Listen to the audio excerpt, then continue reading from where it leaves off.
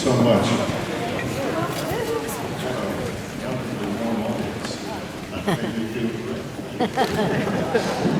Nice to have you here. Nice to be here, Mr. Osborne. Thank you, Mr. Wagner. I'm one of your greatest admirers. Well, aren't you a smart fellow? We have this running gag. I tell him, and it's quite true, I'm his #1 fan, have been for a long time. We've known each other for a long time, so that's been one of the great pluses of my life. We were actors together, actually. You did better than I did. We were under contract at 20th Century Fox together in the late 40s. No, I didn't go to California until the 50s. I mean, I got to. Am I that old? I can't believe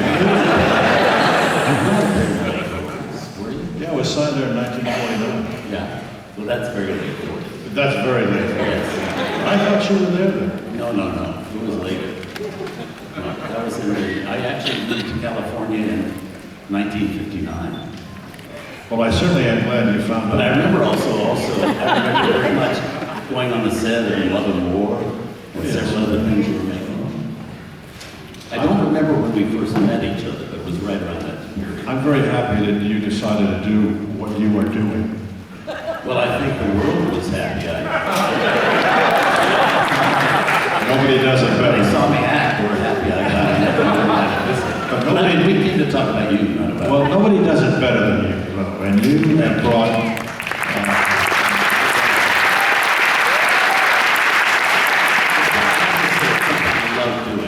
I love the fact these movies have been resurrected.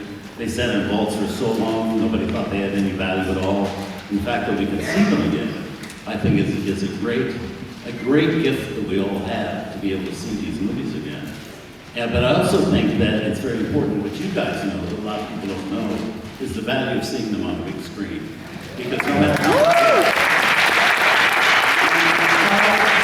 how many times you've seen like the Pink Panther and enjoyed it, seeing it at home by yourself, laughing in your living room with a significant partner, with kids, with grandmother, whoever. There's nothing like seeing it with a lot of other people laughing together and seeing it on big screen. It's true. The other thing that I was talking about today, I mean, you write all the material when you introduce the films, and you make them all so interesting to all of us. And you bring out things that people have never thought about that were in these particular films. And I think that it's great that you have, through TCM, have done this for all of us, and you make the movies Thank you. I appreciate so that. special. I appreciate that, and now we're going to talk about you. All right. Okay. One thing about this was filmed in Europe, in Rome primarily, I believe. Yes. And you had just come off this long-term contract at 20th Century Fox, and you were living in Europe at the time. But why were you living in Europe? Why did you move from Hollywood at that point? Well, you know, as you know, things change very rapidly in the motion picture industry. And I was under contract to Fox. I'd been there for 12 years. And when I was there, Darryl Zanuck was my man, you know, and he left and went to Europe, started to make films in Europe. And the industry rather moved to Europe, to Italy and to England. And the people that were running the studio they were making program movies, you know, a lot of program pictures. And I just wanted to do something different at that time in my life. And so I moved to Europe. And I took a shot at working with some of those directors, and I had an opportunity of working for Victoria De Sica. With Sophia Loren, right? That was Sophia, and that was a big break for me. And then, of course, Blake. I had known Blake before, and he asked me to be in the Panther, and that was a big thrill. It's the best film I had more fun making this picture, and everybody did. I mean, it was just such an exciting adventure, Robert. Did you have any idea when you were making it that it was going to be something special? Yeah, I kind of did. You know, I think we all felt it was something. You know, Blake had created this wonderful character, and you know that originally Peter Sellers was not going to be Inspector Clouseau. Peter Ustinov was going to be Inspector Clouseau. And he didn't react very positively to the script, and he had some things that he felt that he just backed up a little bit. And when he backed up, Blake moved right in because he always wanted to have Peter Sellers play that part. And I was there when the two of them started to create this wonderful character of Inspector Clouseau. And I was on the set the day that Peter spun the globe and put his hand on the globe and did that.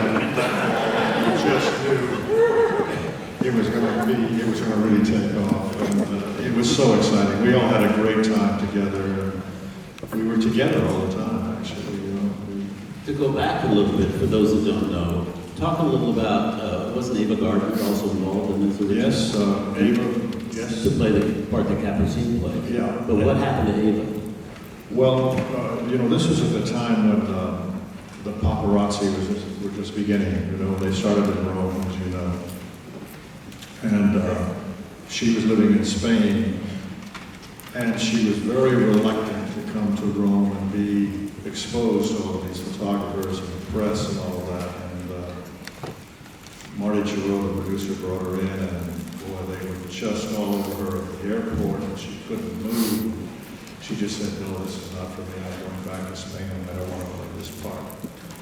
And then they asked me, they talked to me about going to Elizabeth Taylor, who was in Switzerland. And I went up and talked to Elizabeth, and she liked the script a lot, but she wanted to make it in England. She didn't want to make it in Italy. And they couldn't work it out. So then Capucine came into it, and she was so wonderful in the picture. It was. But Blake is a very special man. I owe him so much because he gave me a great ride. He's several of the Panthers with him. I did a little pilot with him with Julie Andrews, and he was just so special to me. He was on fire, his career was really moving. He made Operation Petticoat was a tremendous success, and he could do a lot of things because of his success, and therefore, they left him alone, and we were over there, and it was a whole original idea. Nobody knew anything about Clouseau, really, and it just worked. Did it help that they filmed in Rome, so it was away from the Hollywood people trying to get their hands on it on a day-by-day basis? Yeah, I think it did. We shot there, we shot in Paris, we shot a bit in Los Angeles. But I think being away like that, and Blake had the whole company the way they wanted it, and very special man, very, very talented, and it was so exciting to be involved in it. God, we had such great times. And David Niven, I know, was a great friend of yours. And talk a little about that, because it's my understanding that he was supposed to become the focal character of the movie. Well, yeah, he was. He was to be the star of the film. But when Peter came in, Clouseau started to do his number, it was everybody sort of stepped back. Well, how did Niven handle that? That would be a joke, I would think. Well, he realized that what was happening.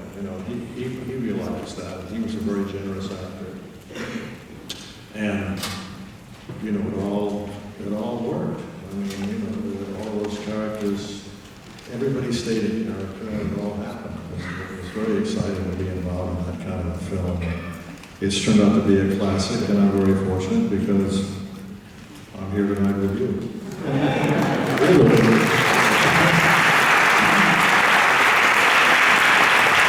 So you said that this was the most fun you ever had on making a movie. Oh yeah, we just had a great time. I had such I should tell you one story that's pretty good. No, you can't. Absolutely. We won't tell anyone. David Niven was he was one of the most wonderfully humorous men you ever could possibly meet in your life. And I loved him very much. He was a very special person.